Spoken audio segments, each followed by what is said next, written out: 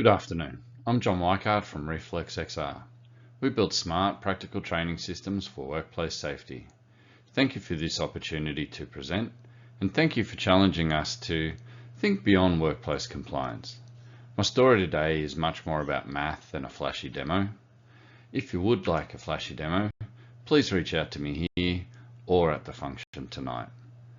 Let's get started. We recently delivered a Doctor's ABCD blended practical training system for a national retail chain. That system does not rely on face-to-face training to keep learners compliant with their CPR obligations. This summit posed the challenge: can our system create CPR readiness at population scale in the communities that workplace training was never designed to reach? Why does CPR readiness at population scale matter? Because bystander CPR is a crucial factor in drowning and cardiac arrest survival.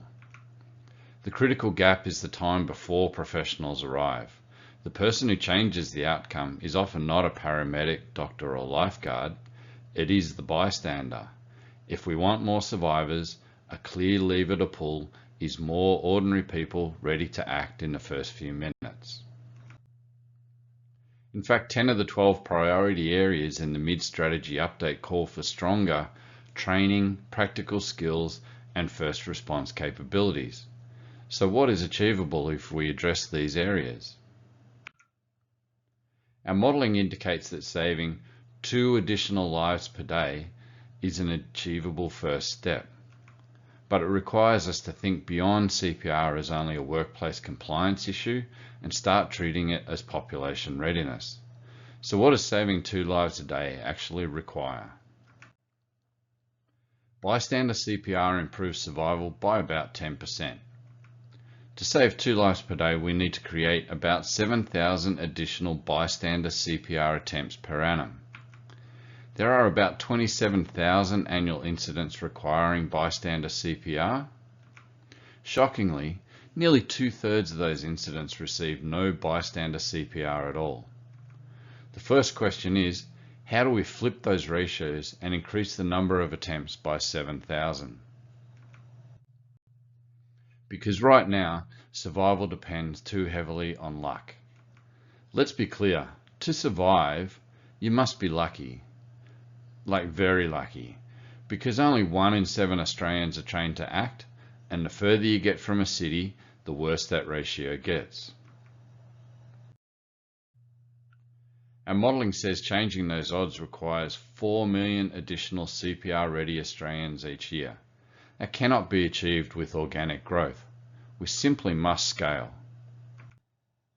Other countries have already made population scale CPR readiness a priority, and as a result, they achieve much higher rates of bystander CPR.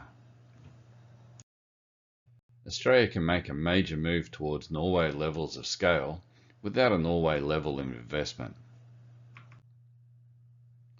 Theory training used learning management systems to scale years ago. Practical training is stuck behind 2 rigid bottlenecks. The first is the need to have the trainers and the trainees face to face, and the second is an impenetrable wall of manual assessment and compliance paperwork. The VR company said we can help, but their help was some admittedly impressive content that didn't address the bottlenecks. You still need trainers and trainees in the same room, and the paperwork continues to mount. Ignoring LMS capabilities means scale is forever handcuffed to headcount. We automated the entire workflow. Smart CPR integrates theory, practical execution, evidence collection, and LMS logging into a single touchless loop. Scale doesn't come from fancy graphics. It comes from eliminating manual bottlenecks. That is why smart CPR scales like e-learning. Look at the operational contrast. Workplace compliance is riddled with manual touchpoints. Smart CPR automates the entire sequence from enrollment to registration. Total automation drives the practical training cost down to $2.50 per person. That removes the barriers to entry for regional and underserved communities. For any RTOs in the room, just quickly, compliant assessment can be centralised for under $9 per learner, including the assessor fees. The workplace safety sector can be protected by creating a dual pathway. That leaves workplace compliance untouched and deploys a free and easily available community CPR certificate to capture the broader population. This is what practical doctors ABCD training, including CPR, looks like at population scale. 2 mannequins, 2 headsets, a tablet, and a modem in a deployable case. We have detached training from classrooms and inflexible trainer schedules. The new unit of scale is the case, deployed when and wherever the people need it to be. The math is conservative. A headset does not need to train hundreds of people a day, it only needs to train 10. At that point, 1,000 cases creates annual capacity for 4 million people. That is why this matters. Population scale becomes tangible, practical, and achievable. So where should the first cases go? The national strategy identifies 3 channels with obvious need: education, water safety, and community. I won't pretend to school this room on the water safety channel. I especially like the education channel.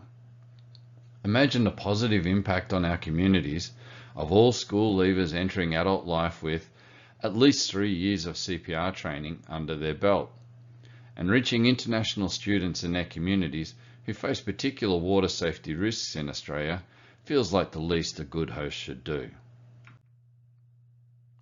In fact, the ARC says we should be training basic life support, which includes CPR, to every secondary student every year.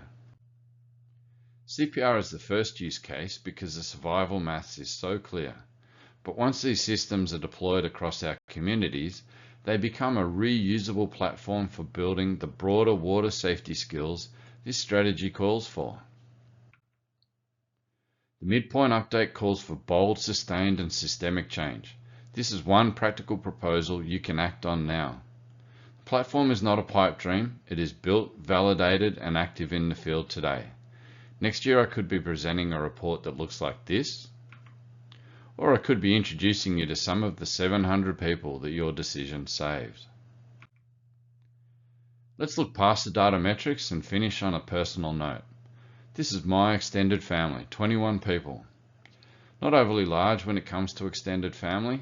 Please pause for a moment and consider how many people in your own extended family.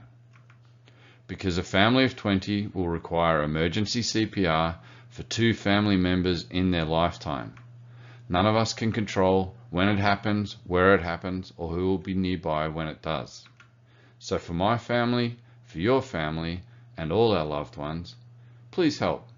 An extra 2 people per day make it home to their loved ones. Thank you.